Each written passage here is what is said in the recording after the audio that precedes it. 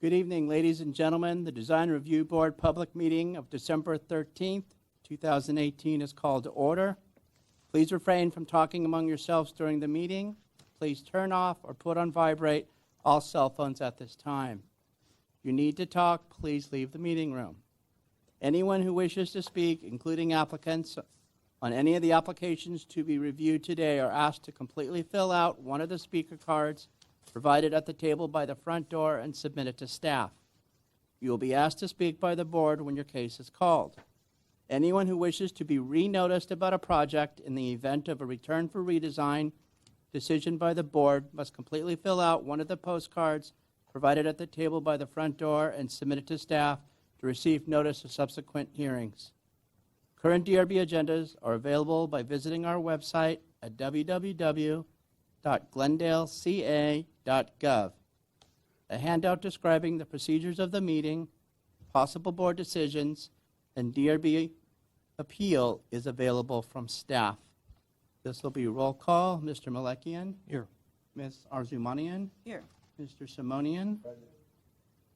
The agenda for this meeting was posted on the bulletin board outside City Hall, added before 5 p.m. on December 6th, 2018. Not aware of any oral communications. One quick staff announcement. There are two cases on the agenda tonight.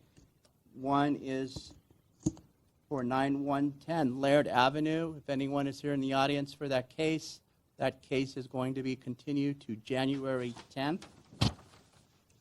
And the second case is 1809 Verdugo Boulevard. That one also will be continued, but there is no date set for that project as of yet, and a notice will go out beforehand. We have one staff announcement.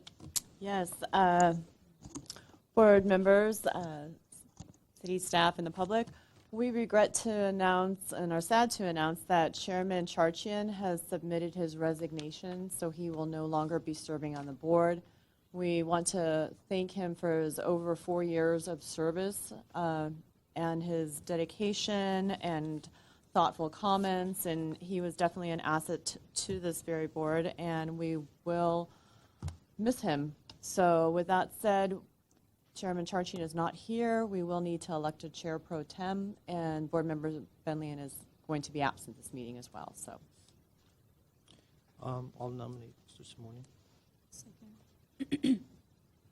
all in favor? Aye. Okay, thank you. Oh, and he does extend his best wishes for happy holidays, and I too from the staff would like to season's greetings, Merry Christmas, and a very Happy New Year, since this is the very last meeting of 2018. So Thank you. Thank you very much. So with that, we'll go ahead and start with our first project, which is 1442 Montgomery, and that is, go ahead, Seth, go ahead and start it. Good evening and thank you. I'm a little sick, so I apologize for that. I hope you feel better soon. Thank you. The applicant is proposing to demolish the existing one-story, 1,278 square foot single-family residence built in 1924 and to construct a new 2,475 square foot, two-story single-family residence with a detached 441 square foot two-car garage on a 8,250 square foot lot located in the R1 zone, floor area District 1. The project was originally considered by the Design Review Board on June 28, 2018, and the case was returned for redesign with 6 conditions. The current proposal has been revised to address the conditions of the previous Design Review Board decision. In terms of site planning, the new 2-story house and detached 2-car garage at the rear are consistent with the site planning of the neighboring properties, since majority of the properties within the immediate vicinity have garages located at the rear. By locating the garage at the rear compared to the front, the applicant has addressed condition number 1. The new street front setback is 27 feet compared to the original proposal at 25 feet. Even though the revised plans only show a 2-foot difference, the relocation of the garage de-emphasizes the closeness of the property to the street by increasing the street front setback by 2 feet and relocating the garage. The proposed house is more consistent with the adjoining mid-block properties, meeting conditions 1 and 2. New drought-tolerant plants and trees complement the overall design. In terms of the mass and scale, the applicant has revised the project to incorporate a detached garage instead of an attached garage at the front facade, reducing the sense of mass at the front setback line. The front facade has been redesigned with features that improve the overall sense of mass and scale. The porch frame and the projecting second floor volume have been removed. A new second floor mass has been introduced on the left side of the front facade. This second floor mass fully integrates with the newly proposed hip roof form on the first floor. The location of the new masses relate to the overall building concept as well as neighborhood pattern, addressing conditions 4 and 5. The consistent hip roofline configurations on the first and second floor reinforce the overall architectural idea of the building. The original plans had inconsistent roof forms on the first and second floor. The applicant addressed condition number 3 by removing the flat roof forms on the first floor. In terms of design and detailing, compared to the previous submittal, changes to the massing and proportions of the new proposal have improved the overall design and make it more compatible with the neighborhood. The proposed architectural details and materials, including a smooth stucco finish, wood siding, boxed eaves, the primary door, and overall material, textures, and colors are consistent with the architectural concept of the proposed house. The fenestration includes casement, awning, and fixed aluminum windows. The material and type of windows are appropriate to the style of the house. The applicant did not provide a section of the window sill and frames on the previous plans. However, window details have been provided on page A9 of the proposed plans addressing condition number 6. Staff recommends that the Design Review Board approves this project. Staff also received an updated DPR form as well as comments from the Glendale Historical Society relating to the historical significance of the property. All comments were forwarded to your emails, and you can also find a hard copy on the dais. Staff continues to believe that there is insufficient information supporting the claims of significance. Any questions relating to the historical significance can be referred to JPLAT. With that, I conclude my presentation, and I'm available for any questions. Thank you. Thank you very much. Do we have any questions for staff at this point? None at this point. Thank you. So with that, we'll go ahead and open the public portion of the hearing. Mr. Shah Nazarian, good evening. Basically, I'm State here. your name for the record. Armik Shanazarian. I'm representing the client. As Danny indicated, we try to meet whatever requirements that they requested, and by that, I'm here to answer any questions that you got regarding this project. Do we have any questions for the applicant? Nope. No? I guess there's no questions for now. There might be an opportunity for rebuttal at the end. Thank you. Ashley Brown?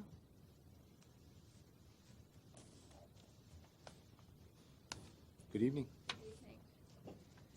Good evening. My name is Ashley Brown. I'm a qualified architectural historian under the Secretary of the Interior Professional Qualifications and Standards. I will be speaking about the J.M. Taylor resident, or the Clicco House, and its eligibility as a historic resource. And I'm here with the Glendale Historical Society. As you're aware, to be eligible for a local register, a property must meet one of the 5 criterion for listing. In this instance, substantial evidence has been gathered by the Historical Society to support the finding that 1442 Montgomery is a historical resource under CEQA under the following criteria, number 1 and number 5. The proposed historic resource is identified with important events in national, state, or city history or exemplifies significant contributions to the broad cultural, political, economic, social, or historic heritage of a nation, state, or city. And number 5, the proposed historic resource exemplifies the early heritage of the city.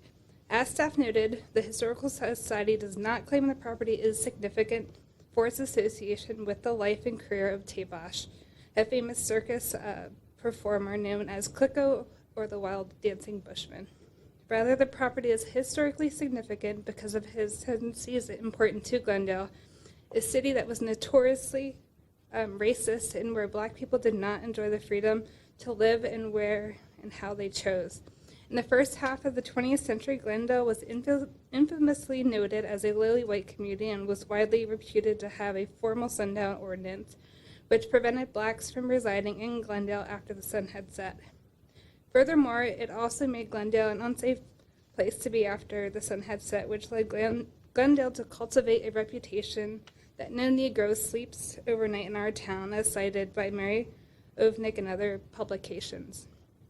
This being known, it was a highly dangerous place for Tabash or Clicko and his legal guardian, Evelyn Cook, during his residency of 1442 Montgomery during the winter of 1938 and 39. Prior to Tabash residing in Glendale, the U.S. Census records indicate very few people of color lived in Glendale between 1920 and 1940. Of the people who did live in Glendale, most of them lived with their employer as they were domestic workers. There was actually very few instances of autonomous blacks living on their own within Glendale at this time. As documented in the DPR form, all of the known buildings where autonomous blacks lived in Glendale have been demolished except this property. The house at 1442 Montgomery Avenue is the earliest known extant building to be associated with a black occupant who resided in Glendale and was not conditioned on his employment here. Tabash temporarily evaded Glendale's informal but ferocious housing policies. If you could wrap it up, that'd be Okay, yeah. But in essence, it is associated with criterion 1 and 5, and the Glendale Historical Society would like it to be a historic resource pursuant to CEQA. I do have a question. So, from my understanding, obviously, this information is not new to the Historian Society, and it seems like we have over 11 historians, and we have the Glendale Historic Society, and why wasn't anything applied or done to the building to designate this to be historic prior to the improvements or anything that has been done? So why wasn't that attached to the property as it is to the rest of the homes that I'm not aware of? It may be there so that if as a typical property owner or somebody wants to purchase without knowing the history. I mean, this is a very rare information that only historians know about, and I wouldn't even know there's such, buildings that they have to be safely secured or somehow maintained. So having said that, obviously staff doesn't feel that way, and the rest of the world feels that way. So teach me what the whole process is about. Why wasn't this the process that it went through before? Yeah, I think she's Okay, going to speak next. I just need Yeah. someone to answer on public side, whereas I'll have questions Yeah, for staff. Kathy can answer that Okay. question. Thank you so much. Thank you. Next speaker is Catherine Junca. Welcome. Thank you. Would you like me to answer the question first?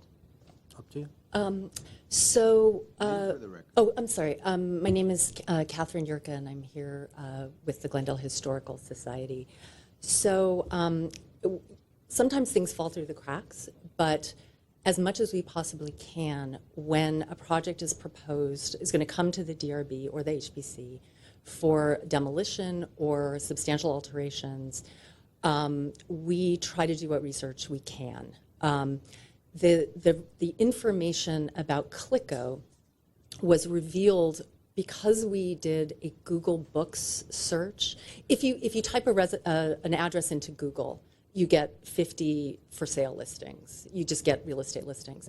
If you do it into Google Books, if the address has been published in a book, you will get that reference. It turns out that this address led me to a biography of Clicko the Wild Dancing Bushman, and it was only at that moment that I realized that we had a property of real historic interest, and I got in touch with Jay. Now, Glendale's policy is that when you're going to demolish a property that's over 30 years, that staff are supposed to look into these, into the property to see whether it is a property of historic significance. My guess is that no one at the staff end did that, or they would have turned up the information that we had. Okay, I'll let staff get into that. But Okay, because it's not significant for its architecture. it's kind of interesting. My perception is that, when I did my own portal research, there's no historic. The building is not any sort of a historic significant. So there's no way of me. I mean, I can't imagine anyone in public sit there and do a full-blown history of any building that if it doesn't have any very slight bit of architectural, historic, or relevance to the historic architectural style that it's there. I don't know how much deeper you need to go to be able to get this information. It just, to me, it just feels like a kind of a witch hunt to stop the project in a sense. But that's just my take on it. So. Yeah, and I know it's unusual because things typically come to you or come forward based on their architecture, where you look at the building and it just seems obvious.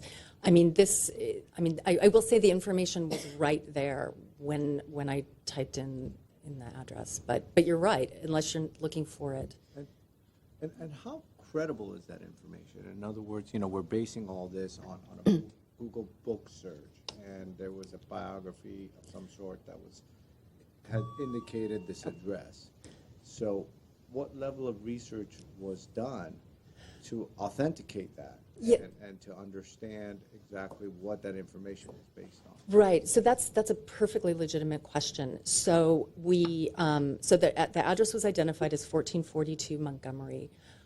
We did research to determine that 1442 Montgomery at the time was a rental property. The biography, this section of the biography is based on a memoir of Mrs. Evelyn Cook, who was the formal guardian of Clicko. And in the biography, she mentions that even though they were hiding him in the house, through the backyard, he befriended elderly sisters that lived next door. We know that the house next door was occupied by elderly sisters. So that seems to be So pretty is the next good. door now historic because they befriended them and now they're No, part of, we would never make that claim. I'm trying Yeah, to yeah. understand the No, level I of how understand. far does this go? It stops there. I mean, unless something else got turned Okay. up, but that would be insufficient to make it. I do have one more question, and this is a hypothetical question for you. So let's assume that and this is, again, hypothetical. I'm not saying this is going to Of course. happen or not or whatever. Let's assume that the project is denied based on the facts. Let's make that assumption. And the owner sits there with the property in hand. What rights or how would the Historic Society treat this property and help or figure out ways to secure this property from? What are they willing to purchase this property and pay the full price, or is it going to be a significant historic home that we're going to have tours around and be able to stop by, and is it going to be restored to its full? I mean, all of these questions come about. I mean, what is the result of not doing the development? So I am not an architectural historian, and so I don't. I lack the familiarity to say, okay, here's what could be approved on the house. But I do know you should have at the dais received several messages from qualified architectural historians who support our case for the historic significance, who also pointed out that it's not as though nothing can be changed to the house. It is possible to add on to the house to increase the size. But demolition is, demolition is just getting rid of the house. That it's possible to, because this house does have sufficient integrity to qualify as a historic resource, and obviously it's extant. And so it would be possible to add on. I don't have the expertise to tell you specifically how that would happen. My guess is it wouldn't be happening to the front of the property, but in the rear. And then I guess this brings me to the second question, or the last question. So let's say if they do decide to apply for the local, state, and if staff is now adamant and very convinced that this is not a historic, how would that go about if City of Glendale does not recognize this and Historic Society recognize it? How would they go even about? Wouldn't have to the local jurisdiction acknowledge that this is one so that it will take it up to the state and so on and so forth? How would that work? So we have, I've lost count, but I think it's 7, actually 8 architectural historians, plus Francesca Smith, who've weighed in support of this. We have, if you remember the property at 401, 409 Hawthorne, staff was adamant it wasn't a historic resource. A historic assessment was submitted saying it wasn't a historic resource. The property owners decided that they wanted to preserve it. The historic resource assessment was changed, finding it historic, and staff agreed. So I don't think there would be anything remarkable if the owner was interested in preserving the property for staff to back that. And certainly, we would strongly support it, its nomination for the Glendale Register and Mills Act or whatever incentives. Doesn't answer my question. Oh, I'm sorry. Then I No, misunderstood I'm it. just, because I'm not saying to change or do anything. All I'm saying is we do have the 7, I understand, I read this. We do have the 7 historians saying, and I'm sure staff has read it. City attorney has gone through it. Staff, city historian agrees, staff agrees, the city attorney agrees that this is not historic resource home or property. And I'll let staff continue on this so that at least I'll hear both ends of it. At least I don't want to have a hearsay. But do continue your presentation. I'm sorry I I think asked. she all was the- No. done. I think we're Oh, running out I'm of so time. sorry. Well, I'm just- no, I have more to say. I know you do, but unfortunately, we're out of time. No, but I'm sorry. But she didn't even start, so I Yeah. started asking, so. Oh, you Chair, didn't even- Yeah, I apologize, so I took Wow, over I her thought time. so. I'm Oh, so sorry. No, don't apologize, but I did have some remarks. So I felt I was here answering your We'll start questions. the time and we'll. Yeah, I'm sorry. So I mean, and these address the kinds of things that you've been saying, which we believe that we have provided substantial evidence that 1442 Montgomery is a historic resource because it housed a black man at a time when the ability of African Americans to live in Glendale was famously restricted, even by the racist standards of the day. You've received the letters of support from a number of qualified preservation experts. These experts were not paid. They volunteered their comments because this property tells a unique and important story. It sounds like you've received our current letter in advance and had a chance to read it. I know that did not happen last time, and our previous letter and the expert comments were not included in today's staff report.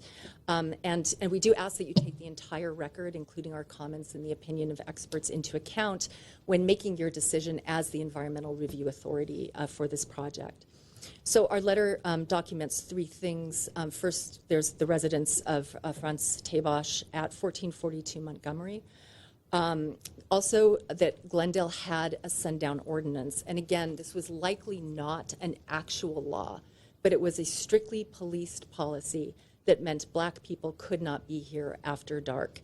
And when I talk with people about this project, everyone has an anecdote about what that looked like in Glendale. And this didn't end in 1938-39. This is up through the 60s, about how dangerous. Occidentals, freshman orientation, 1968. They told black students, don't go to Glendale.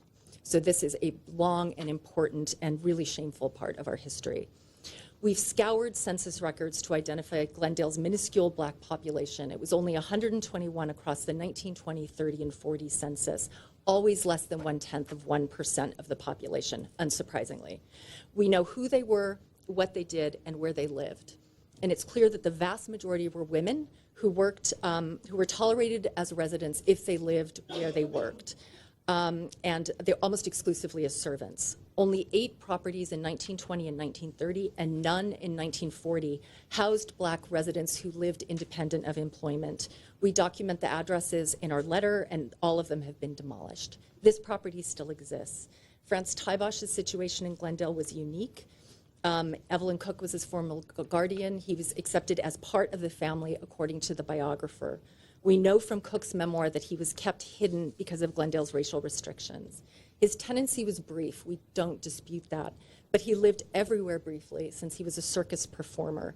And the evidence overwhelmingly suggests that Glendale was not a place he could have lived for very long. So all of this research constitutes substantial evidence that this is the earliest known extant resident of an African American who lived independent of employment.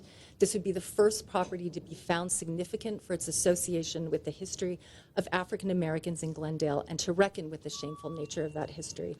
I know this is a difficult and unusual case, but I ask you to take our comments into consideration. Thank you. Thank you. I would like staff to.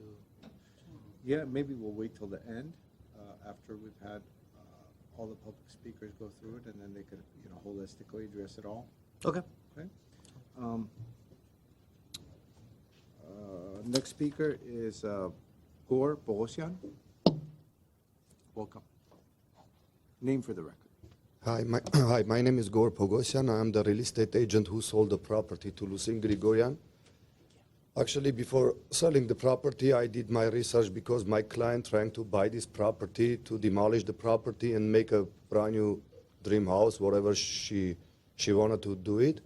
And I went to the city of the Glendale, I did my research, and before selling the property to my client, I did my research to find out if this is historical property or no, and I got the answer, this is not a historical property. I sold my client property, and then after that, when she decided to demolish the property, I was the person also helping her to get from the neighbors' recommendation if she can make this project.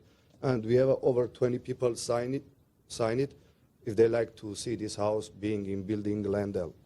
Beside that, about the Clico, I was reading, there was this person rented the property 3 months, and if this Clico rented another property, like in Glendale, couple properties, that means like 5, 6 properties need to be historical, first thing, and there is not too much information about this person, if he is a famous, and he is the first black person who lives in Glendale. There is nowhere say he is the first black person who lives in Glendale, he's hiding or something. There's a lot of question, a lot of things, historical talk, they say, maybe possible. There is nothing be done, nothing in a writing, nothing in there. It say this is a historical and these properties need to be historical. And also, my client was wondering if you guys pushing this place be historical. Are you guys going to buy this property from her?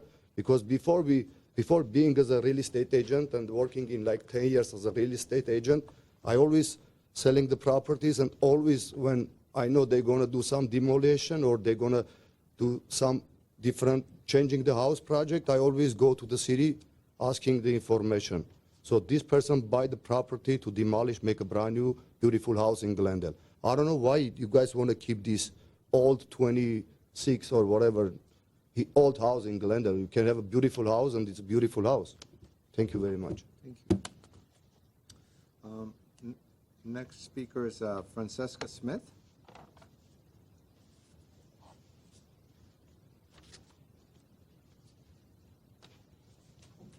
Hi, I'm Francesca Smith. I'm speaking as a resident of Glendale. I'm a qualified architectural historian with more than 30 years of experience. I gave you all the presentation last time that showed that a lot of properties that are listed in the National Register for their association with African American achievements aren't necessarily good looking. It's not for its architecture. And in this case, it's a plain looking house where something happened. There aren't signs on things that let everyone know what happened there. History is constantly being updated and rewritten. As you know, lots of things happen as time goes on, and that's why historians and architectural historians study them. The fact that it's not documented anywhere that this was the first black person to live in Glendale during that restricted time independently doesn't mean it didn't happen. It's somewhat like under CEQA, a historic property isn't always known. The fact that something hasn't been recognized previously doesn't make it not significant. I figure, we just ran from downtown. I figure you all know, you all have read the letters from unbiased experts who were very interested in this. You all see what the criteria are to be designated a historic property in Glendale. It wouldn't mean this property would be designated. It would mean it would be considered, I think, a historic property. And it also doesn't mean that the owners can't change it. There's tons of room on that property. So they should be able to add on to it in a lot of interesting ways. It meets 2 of the 5 criteria. Only 1 is necessary. The Glendale Register has no requirement for integrity. This property has been changed a little bit, but our basic thesis is it would be recognizable to Franz Teibosch if he were here. There is a lot written about Franz Teibosch. It's not important because he was an important guy. We're just lucky it's someone that we know of who we found in history books.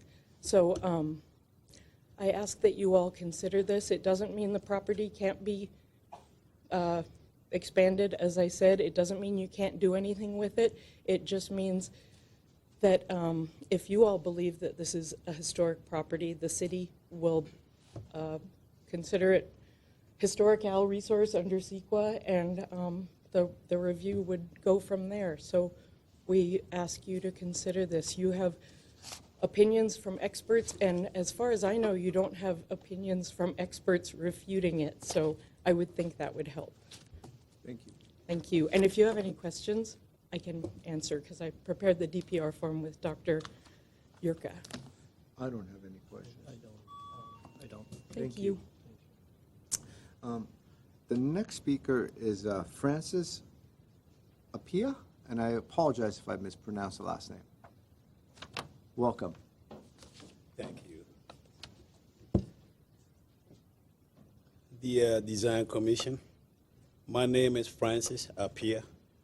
I'm from Ghana, West Africa, and migrated here in Southern California in 1999. And when I came to Southern California, one of the things that I learned in Southern California is how diverse Southern California, different cultural background. I went to school in Cal State Northridge. In Cal State Northridge, we at that time consider ourselves so lucky in the nation that we boast that we have all international students more than any school. And so we study, we love one another, different cultures. Then we learn about cities and what cities does. And we learn about our brother, Teibosch. If you go to South Africa, they will stress his name, Teibosch. Fortunately or unfortunately, he got opportunity to come to United States. When he came to United States, tradition and we have African proverb that it starts from here and ends there. So for him, it started from Africa and he came right here in city of Glendale. He lived here, he performed for people to see. Yes, at that time, the laws here, they don't allow him to have friends. Unlike me, that I have friends who are Egyptians, Armenian, those that come from Dominican Republic, different countries of the world. He did not get opportunity to have the opportunity to meet people. So his life was living under shadow. Unfortunately, the name that people refer him or they know him is how he speak. And anytime he click, that's what people find that that is his name. Click, go. So his life here was under supervision. He couldn't meet people. And so like other people already mentioned, nobody knows him well until something or somebody find opportunity to write about him. And so it is a great honor for African person to travel, leaving his family members to come to city of Glendale to live and have opportunity to live here and have a little history that we are appealing to the commission to consider that make this property become a historic property. Yes, it is.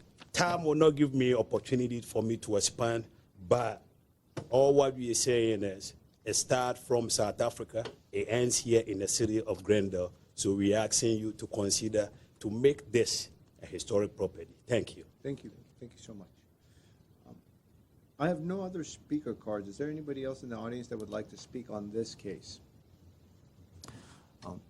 So with that, Mr. Sean, I'm getting a no, so there's no desire to have a rebuttal. Okay. So on that point, we're going to go ahead and close the public portion. Mr. Malakian, I believe you wanted to address some of the questions regarding the historic aspects. I do want staff with to Mr. kind of Platt. chime in and if he can, kind of give us a little bit more understanding, because I, by no means am a historian, nor I know what the facts are about, you know, what to look for as far as buildings, and I rely on staff to give me that information. I also look at the design guidelines and so on and so forth, but anything that has to do with historic resources and information, I'm looking at this as 11 historians giving their truthful consideration of this property, but I still rely on staff, and I believe staff is a capable team we have here, that I'm going to rely on them to understand what I'm reviewing and what I'm going to be approving or denying or whatever the case may be. No pressure, right? No pressure at all. Okay. So, First I wanted to address just a couple of procedural things that you had asked Ms. Yurka. One is there's nothing unusual about a case like this occurring where we only find out at what we could call the last minute that a property may be historic because it's been scheduled for a hearing with the Design Review Board or another body. In preservation, this is a common occurrence. It's one of the reasons why we are grateful that we have a survey of South Glendale. It's the reason we want to have a survey of all of Glendale. It really helps us get ahead of this and helps us find things in advance so that buyers know and board knows and staff knows what's historic, what isn't. And even in the case of a survey, we still may find things later that tell us otherwise. And you also asked, how is it that if staff disagrees that this is a historic resource, how could we put it on the Glendale Register? And I just want to say this publicly, I'm sure you know, staff doesn't put things on the Glendale Register. Owners must nominate properties for the register. Staff forms an opinion that then is provided to the Historic Preservation Commission and ultimately to City Council. So there's a process where this is vetted, where all sides of an issue come together, I guess, and share their thoughts on that. In terms of this subject property and the issues with Klico, Franz Teibosch, and whether or not it's a historic property or not, I personally, professionally stand behind the assessment we gave you in the previous report. That wasn't updated for this. We have learned the research, the additional research that is provided talks about general racial policies, de facto actions of both government and people in Glendale. And there is absolutely no denying that Glendale had a horrible history of racial injustice at every level. and it's a story that needs to be told. It's a very important story. I think the Historical Society can share some of the burden in doing that. I don't know if over their 40 years they've ever had a lecture, a presentation, anything on their website. It's something the city can do through conducting a historic context, which other cities have done to prepare an African American context, which is a document that both talks about the history of whatever the subject is, in this case, you know, the lives and times of African Americans in any specific place, and then also provides criteria for determining which properties associated with whatever the context we're looking at are may or may not be significant. So on all sides, there's a lot of room to talk about this issue and to make people aware of it. It's something that, you know, at this point in history, we're tired of sweeping things under the rug, and things are coming out, and we should acknowledge this and let people know where it's been. Hopefully, we can see that we've gotten a lot better, but we're certainly not perfect in Glendale or anywhere at this point. In terms of the specific property and Clico's residence there, I believe that it is extremely, almost unethical to create a situation where one property owner is going to bear the burden of this terrible history, this widespread history that affected the entire city and comes down to this singular property just based on the fact that we have found something there. And then for the board and the public also, I want to talk about the issue of what is historic and what is historical. And these are two different things. A historical fact refers to something that happened in the past. We believe, unless there was a typo in the book, and you asked about you know, we have a copy of the book on hand if you wanted to look through that. There's no reason to believe there's a problem in the book. It does specifically say this address. It is a historical fact that for several months during the winter of 1938 to 39, Franz Teibosch resided in this house in Glendale. Historical fact. Historic is something that happened in the past that has meaning, and significance also conveys that something that is a significant event in the past has meaning in the past and tells us something about what happened. And unfortunately, I do not believe that the evidence provided by the Historical Society in any of their documents, despite the opinions, the concurrences basically, the letters of support for the document, tell us anything that suggests that something happened in this house, that there was an event that is meaningful in history. So I print it out so I could just read it without making any mistakes, our criteria for designation. And as the members from TGS noted, you only need to meet one of the criteria. There's some confusion whether they're presenting this as meeting one criteria, which one of their letters suggests, or two. Criterion one is what we call the significance criterion for things that are associated with events or broad cultural patterns. And that's the criterion that's being used and I think is most applicable in this case. It reads, the proposed historic resource is identified with important events in national, state, or city history, or exemplifies significant contributions to the broad cultural, political, economic, social, or historic heritage of the nation, state, or city. I would think that the second part of that, after the or, that it exemplifies significant contributions, is probably more applicable to this specific property. And we don't have any information. We don't even know from the reports, aside from the fact that we all agree, Glendale had horrible, informal policies. It had horrible behavior on the part of residents of Glendale, treating blacks in our city with incredible prejudice, injustice. There was a cross burning at Glendale Central College at some point. All kinds of things were happening. But what happened at this house? We don't have any information suggesting that anything happened here except that a black man lived here, and then the anecdotal idea that he was kept in the house at night. Another issue raised in the Historical Society's documents talks about, well, this was an autonomous black man in the city. Why are they focusing on man instead of women? Why do the domestic women, maids and servants or whatever they were doing, Why is their occupancy in Glendale less important than Clicco's? We do question his short time duration, but they do note in one of their letters that there's nothing in preservation law language or anything else that says an association has to have a certain time period for it to be meaningful. It does raise a question. Another point I wanted to make is that I'm not alone in feeling this way, and the applicant never chose to hire another consultant to find an opinion that was different than presented by the Historical Society and the support letters that they have.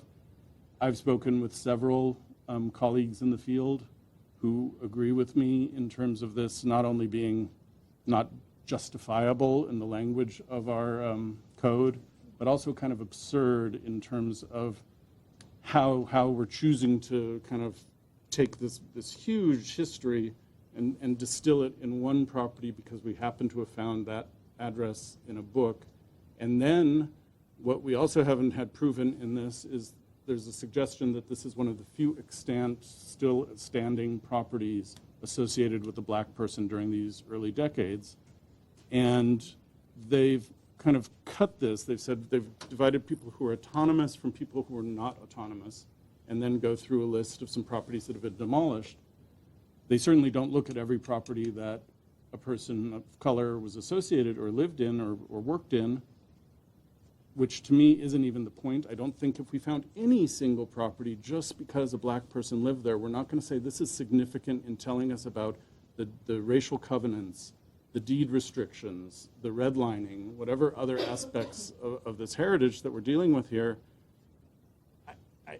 It's impossible for me as a professional to even understand how we're discerning this and just bringing it down to this one property. I think that I wrote some notes upstairs and I didn't bring them down, so I don't remember. Thank you. I mean, I completely understand what where staff is coming from, and that's why I wanted to understand how and what makes this a significant other than a person lived there for a couple of months, and what level or how would I deny the proposal of a event that of a person staying at some place. Where do we draw the line? Where do we go with this? How often this person has traveled, and where do they go? If anywhere down the street, if they leaned against a pole. I mean it's just it has a lot of different levels. I mean, if I would probably start questioning the staff's decision, if there was a significant element in the building itself that had some sort of an event like a church or a relic or something that was standing there caused by or it was developed during that time that we would have to say. So, but the other thing that I wanted to understand is that this is really interesting because it's going to be 16 years I'm sitting on this board, and this is the first time I'm getting this type of a project and this type of a situation is in front of me. That I'm kind of surprised that past 16 years that I've seen all these projects come and go, not a single project has been as significant as this one because this person has stayed there for 3 months and for me to consider not. And for me, whenever I ask a question, in back of my mind, I always have the answer in my head, what I want to hear from anyone. So when I ask the question that, okay, so let's assume that this project is denied. What happens next? What would a historic society do? Would they purchase this property, revamp this property, create a historic site for public to understand? Or let's say if we do convince the applicant to go back and redesign so that the front end of the building that is the existing and an addition occurs in the back. How would we understand, how would public understand what this building is? What is the plan of Historic Society of how would they develop or help and assist and make this a historic site? And there is no real answer other than we would support the homeowner to be able to do anything they want. We will accept whatever and they would expect the homeowner to burden the cost of doing whatever they're supposed to do to bring back the history of, and I truly hate to be in a position of, by Historic Society, to be placed in a position that I am making a decision of denying the past history by approving a project or denying a project. This is not my burden to be able to take care of the situation that it was lost it's a burden of Historic Society that they should have created a statement, purchased the property or did something after the fact of understanding what this was. If I can interject, it's very important to our historic preservation process that we allow this sort of discussion Absolutely. to happen, and we can't say that someone has to go out and buy the property if they think it's so important.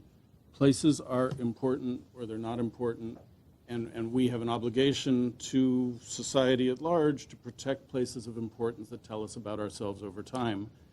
We do have guidance.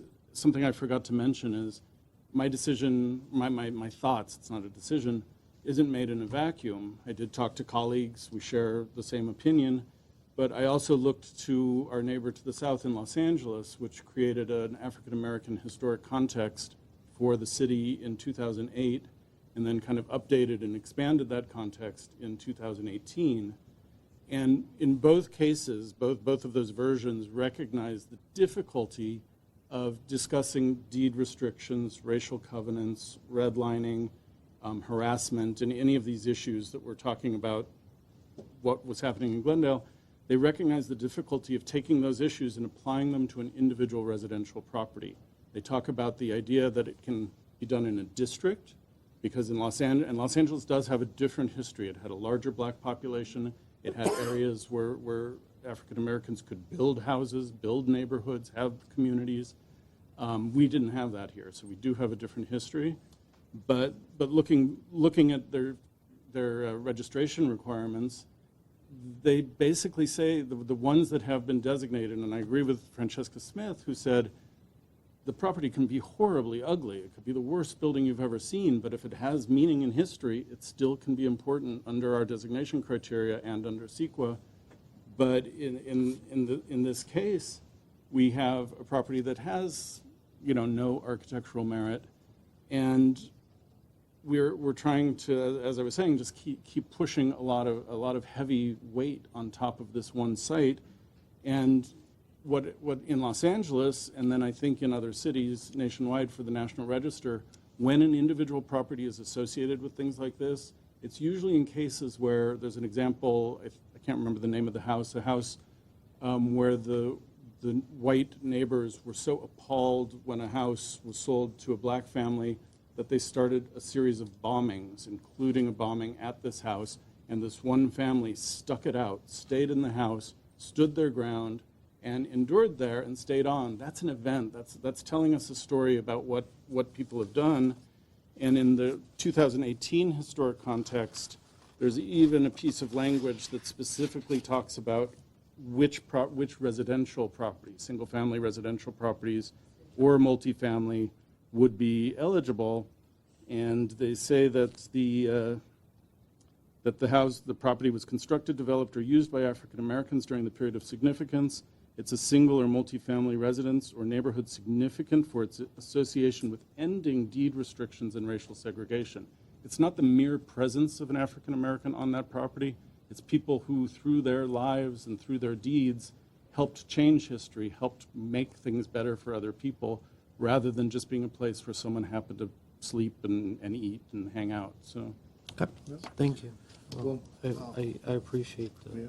And this has been a very telling and a very educational discussion, I would say. And what I found very telling and very interesting is the distinction between historic and historical in that sense. And I think what you just followed up with at the end, and as far as providing color and detail with events that might have occurred and the hardships that were endured by specific individuals that make it a historical event because they had historical changes or ramifications in thought process or deed restrictions, redlining, etc. are important. So I think with that, we've had a very interesting and very telling discussion on some of this historical kind of background. So with that, I'd like to now focus in on the design.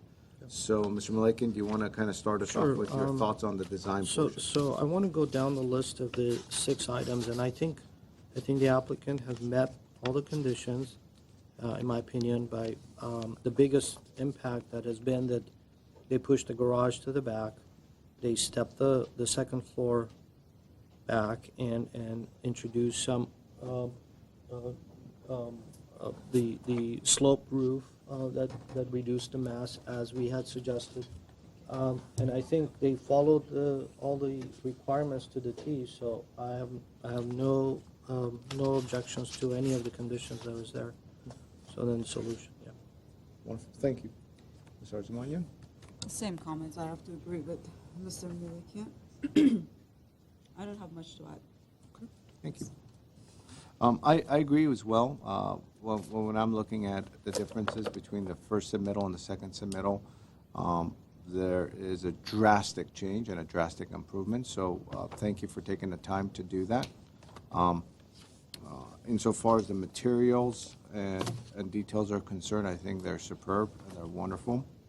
I would just add one comment, and it's not even a condition, it's just a comment, is when you're using some of these wood horizontal pieces on these columns over time with sun warping them and whatnot, the edges might get really warped, and it would be a difficult detail to maintain. However, the look of it I like. Overall, I think it's a very good play on the materials and color, so job well done, and I support the project as well. So with that, could we entertain a motion? I move to approve the project. Second. Could we have roll call, please? Yes.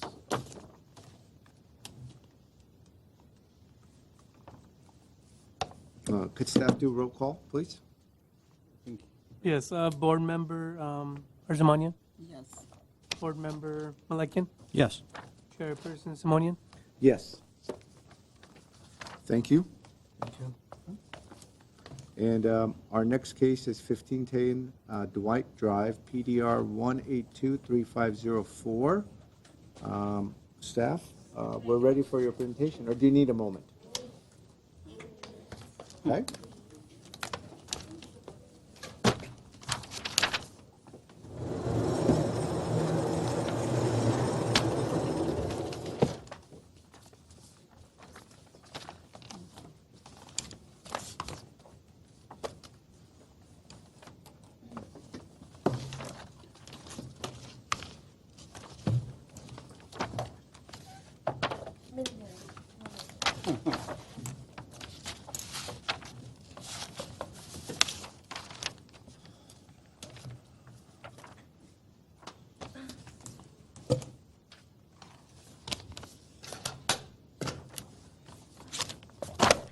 Okay, thank you. Sorry.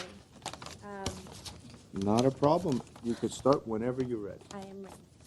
So good evening and thank you. This is case number PDR 1823504 for the property located at 1510 Dwight Drive.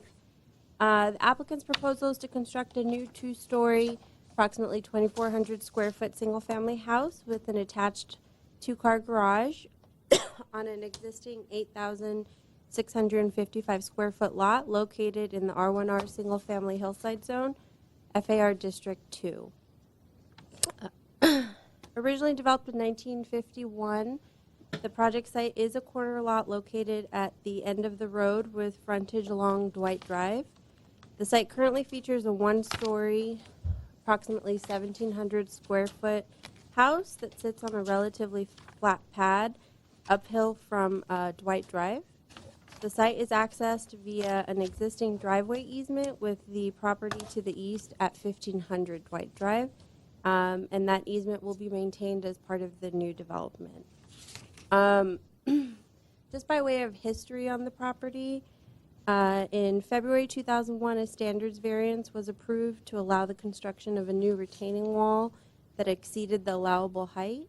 That retaining wall is located at the rear and it will be maintained as part of the proposal. Also, there is a retaining wall along the front property line that will be maintained. And that retaining wall was established through an easement and covenant between the property owner and the city of Glendale. I believe it related to road widening. Also in 2001, the DRB approved a similar two-story design for the site. These approvals were also associated with development of the adjacent property at 1,500 Dwight Drive, which were under the same owner at the time. That property has since been built. During that time, the existing garage for 1510 Dwight Drive was permitted to be demolished to allow for driveway access and development of the neighbor at 1500 Dwight Drive. Existing site plans are placed on the dais before you. Those were not in your packets, and they show essentially the current building footprint, and it's highlighted where the garage was and how it was demolished.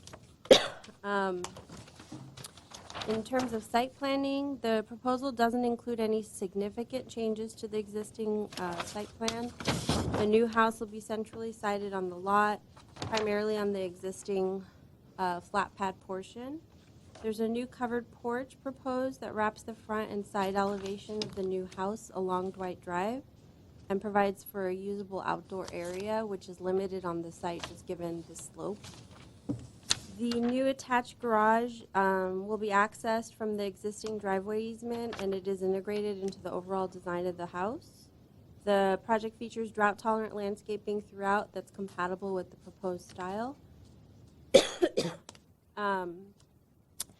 As it relates to mass and scale, the surrounding neighborhood features single-family development ranging from 1 to 3 stories in height, including the adjacent 2-story house at 1500 Dwight Drive. The proposal to build a new 2-story house is appropriate, and the size is consistent with the average of the neighborhood. The massing is broken up through changes in facade planes, balconies, and appropriate second-floor setbacks from the first level. The roof forms reinforce the design concept and utilize hipped and shed roofs with a consistent pitch throughout. In terms of detailing, the consistent use of materials and colors throughout the project are appropriate and help reinforce the concept. The new house features a stucco finish, standing seam metal roof, and metal balcony railings with a simple design. Similar to the current house, the new entry won't be visible from the street. It features a single door and side light with a covered porch entry well integrated into the overall design of the house.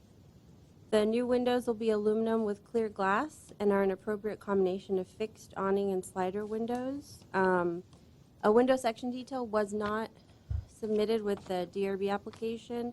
I believe the owner has some revised drawings when he gets up to present. He revised the site plan and then the window details based off staff's recommended conditions. Staff's recommending approval of the project with conditions as noted in the staff report. I haven't received any written comments regarding this proposal. I did receive one inquiry from the neighbor below at, I just had it in my, at 1485 Dwight Drive. They had asked to receive a copy of the plans just because their concern, I think, would be that the new house could potentially overlook into their backyard and their pool area. But that concludes my presentation. I'm available if you have any questions. Thank you. Do we have any more questions for staff? No, thank you. No? Then with that, we'll go ahead and start the public portion. I have one speaker card, and it's for Stanley. Kubota. And if I mispronounce your name, I'm sorry. Good evening. So I'm Stan Kubota, I'm the homeowner, and primarily working the project, if you will. So I'm just here to ask if you've got any questions and whatnot, and I'd also like to address the person that, our neighbor that actually called in and with a concern about, the house overlooking his property. We, from an architectural point of view, moved the second story as far back as we could so that it didn't appear like we're perched over and looking at his property. And he concurred, and he said, fine, I got the drawings. He said, I looked at it, and he talked to me and said, hey, no problem. So just wanted to bring that up with you guys.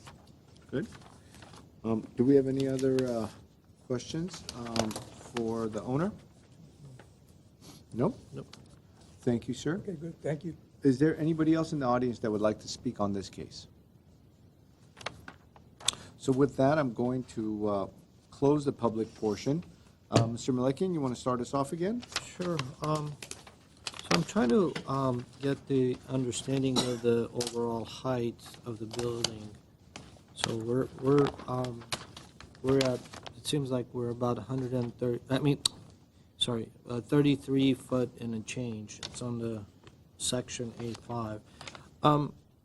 It's kind of a interesting but odd addition as I'm looking at this. It's right now it's a pretty simple structure, but that it's chosen to be a pretty complicated second story addition. But it doesn't impede any of the views. It's setting back against the hillside. It's kind of, you look at some interesting, these forms that it's created, the curved forms and the large flat roof, that it comes out and creates this clear story in the back. So it has this really interesting and odd shapes that are coming together, but and honestly, it's creating this really interesting maze of spaces within the actual structure itself. But overall, it's kind of interesting for me to see why this shape and why everything else came about. But everything else, it seems like it's working out. The building area is well within the allowable. The height is within the allowable. The second story is pushed against the hillside, and so overall, I'm okay with the design. So I don't want to. It's not the most favorite style of building that I'm looking at, but I'm fine with it. If the neighbors are not really complaining about the style and staff is okay with it, then I'm okay with it as well. Okay. Thank you, Mr. Malekian. Mr. Arzuaña?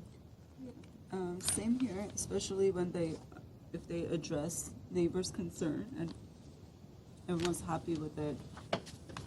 Looks like a complicated design, but at the same time, it's simple and it works.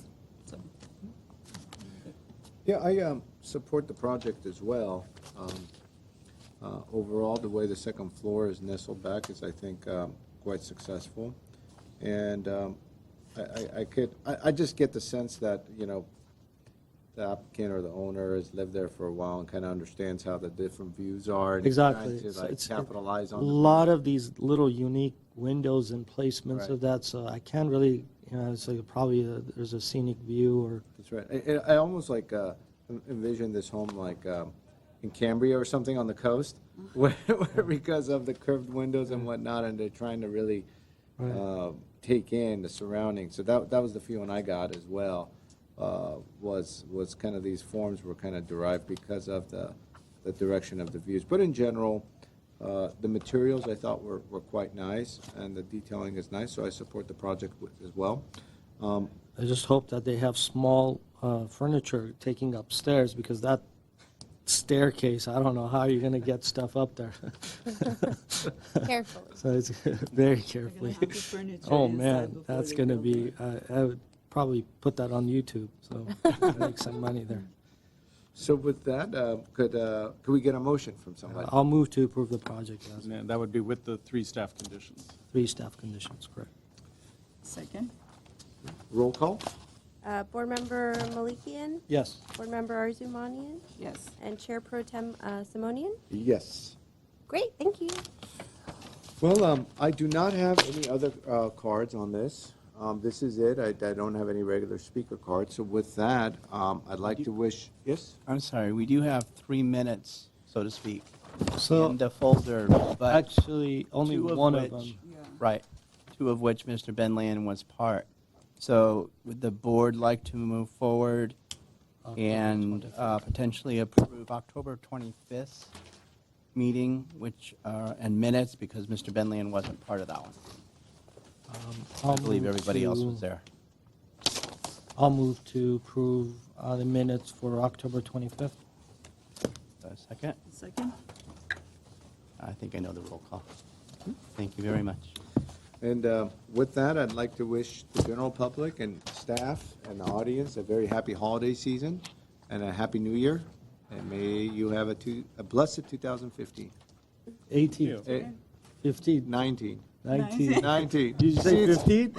We were both off, so it's been a long week. Oh, I think my God. before we started, I think we it's were time just- for us to. we were saying how it's I'm been a the sick long one. week and a long Long year. year. So that, I think, defined it all. So Yes. with that, good night. Good night.